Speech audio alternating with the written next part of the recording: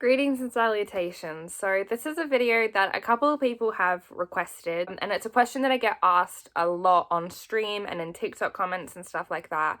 And I've talked about it a lot before, but I've never really made like an extensive, in-depth kind of answer to it or a video talking about it that I can just kind of direct people to. So I thought I would today talk in depth about why I relate to Annabeth Chase so much and why I love Annabeth so much. Strap in for a tale about Ashlee's life story and trauma and why Annabeth kind of just was what I needed, I guess. I started reading Percy Jackson when I was 10. When I was 10, I was this lovely little book smart, annoying know-it-all blonde kid with curly hair living in a home environment that wasn't the greatest. I'm just gonna see if I can find a photo of me as a child so you can have a reference of what I looked like. Here's a photo album from, I think I was 9 here. Are there any photos of me alone? Genuinely. There are photos of dinosaur robots that was obviously very important to me. I took like just so many photos. Hi, Percy. Alright, I'm just going to try and crop my sister out of this. Percy says hi, everyone. Is my sister cropped out of that? Yeah. So that's me hugging my aunt and uncle's dog. So fucking curly, little curly blonde haired freak. That was me. So a little information about that. I was really insecure about just the fact that I had curly blonde hair.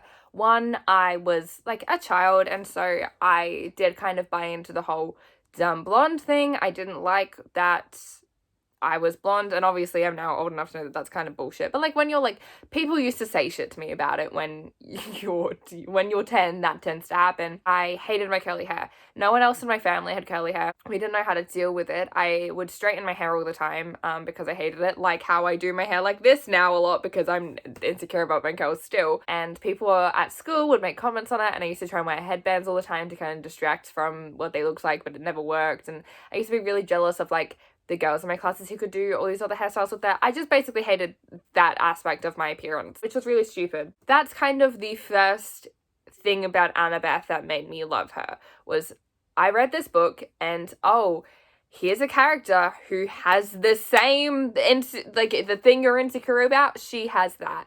She has that. I think that's also potentially why I was so drawn to Taylor Swift from the get-go.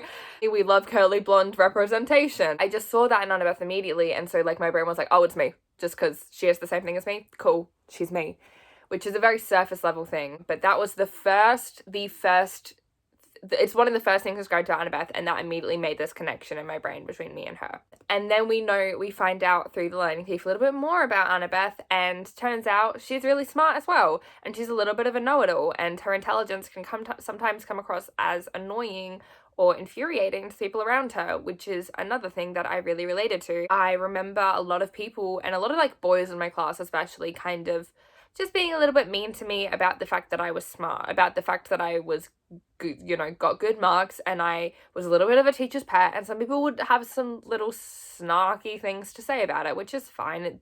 Kids are kids. But I was really insecure about it, and then I got to see that same thing reflected in Annabeth, and that same pride and stubbornness in Annabeth, which was really cool as a kid. As I got older, and as I kind of kept reading, my home situation got really bad. And the thing about my family life when I was a kid was that it was very emotionally abusive. I was gaslit a lot, I was manipulated a lot. It wasn't physical abuse, and I used to daydream, like my genuine desire, greatest dream, whatever, was to run away from home. But I never did it because, one, I thought that running away made me weak, and two, because I thought that I was privileged and I shouldn't be ungrateful for having a home life where it wasn't physically abusive. I invalidated that abuse to myself, which is stupid looking back, but I invalidated that emotional abuse and everything that went along with it because it wasn't physical. Why would I even need to run away? Why did I have a bag packed in my closet at all times?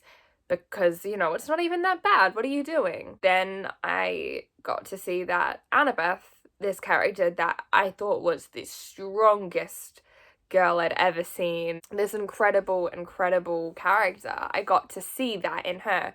She ran away from home, and I didn't think that made her weak, so the fact that I wanted to run away, suddenly that didn't make me feel so weak anymore. The thing about Annabeth running away is that she didn't run away because her family was physically abusive. She ran away because, well, her family situation was different to mine. It was stuff with her stepdad and her dad ignoring her. It was, she felt invisible at home, which is something I related to, and she went through some emotional abuse, which is something I related to, and it kind of validated those things for myself and made me realize, oh no, I can say that I have a bad home life, and I can know for a fact that I'm struggling and this isn't a very safe environment for me, even despite the fact that it's not physical. Because obviously if Annabeth, this incredible character that I look up to so much, can be open about that aspect of her life, then I can too, when I can accept that within myself. And basically, as I got older, and I feel like I relate to Annabeth more and more every single day, but as I got older and I got to kind of the age Annabeth is more so in the books, I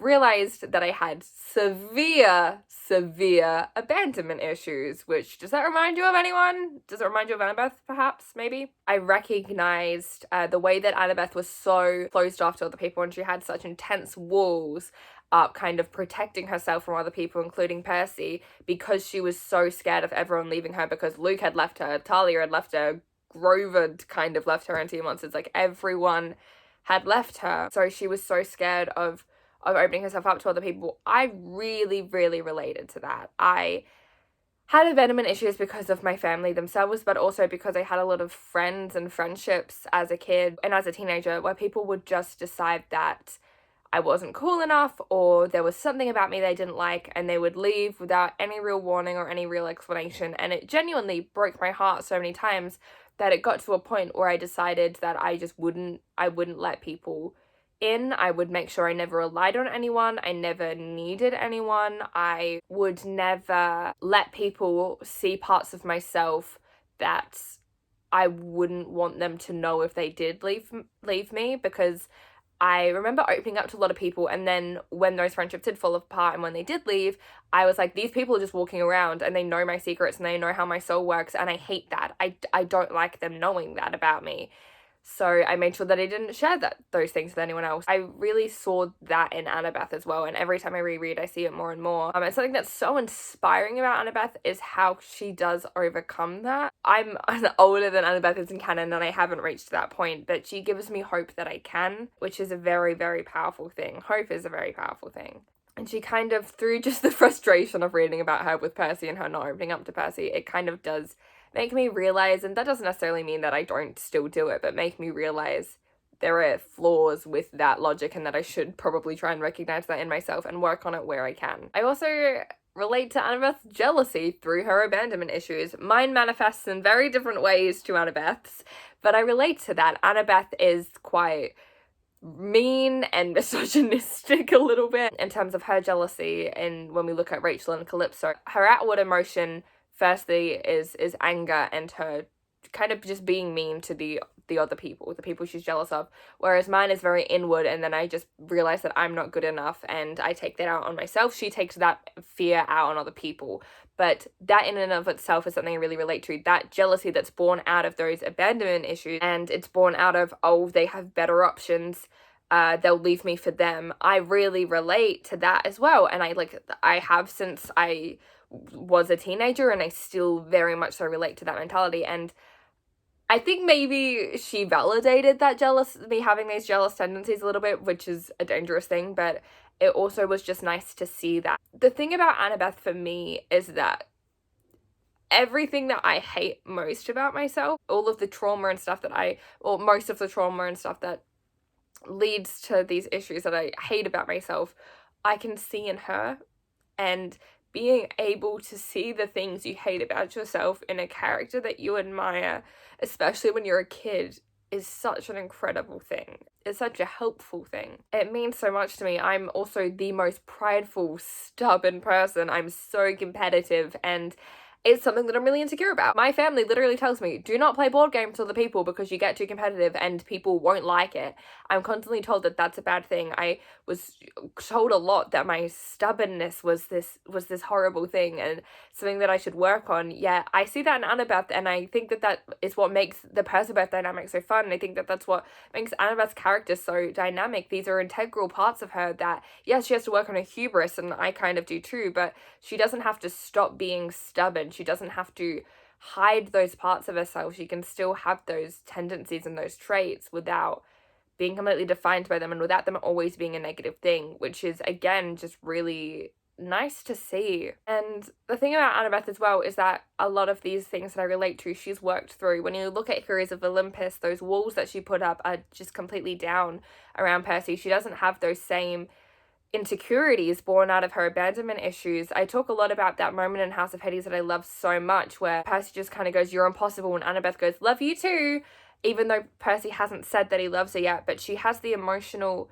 maturity, and her and Percy's relationship is developed enough, and she's seen him time and time again choose her and put her first and show that he cares about her, that she has the logical sense of being like, no, I know that he loves me. He doesn't need to say it. She pushes down her own insecurities around that, and she's just worked past them to the point where she can understand that Percy does love her and he's not leaving because he's shown that, and she can recognize it now, and that's really inspiring to me. And just the fact that she does kind of let herself believe that she can build something permanent with Percy and let herself trust him and see the dark and ugly parts of her. That's something that's really inspiring to me. I'm not able to do that, but she makes me feel like one day I might be able to, that's something that I can aspire to achieve and have. And again, that's just, it's really cool. I'm just really grateful for Annabeth's character. She's, on the surface, like, I see myself in her in the appearance and in the stubbornness and the way that she flirts by bullying and competitiveness and her know-it-all attitude and her not being afraid to be the smartest person in the room. I relate to all of that, but I also relate to the deepest shit. I relate to the abandonment issues in particular and the insecurities that she has and the fatal flaws that she has. I really relate to all of them, and it's just so cool to see these things I hate about myself in a character that I love. Getting to cosplay her and embody her for people is such a gift as well, because other people seeing me in Annabeth or Annabeth in me is so incredible. It just makes me really happy. It's very validating to have people be like, no, you are similar to this character, it's not just in your head.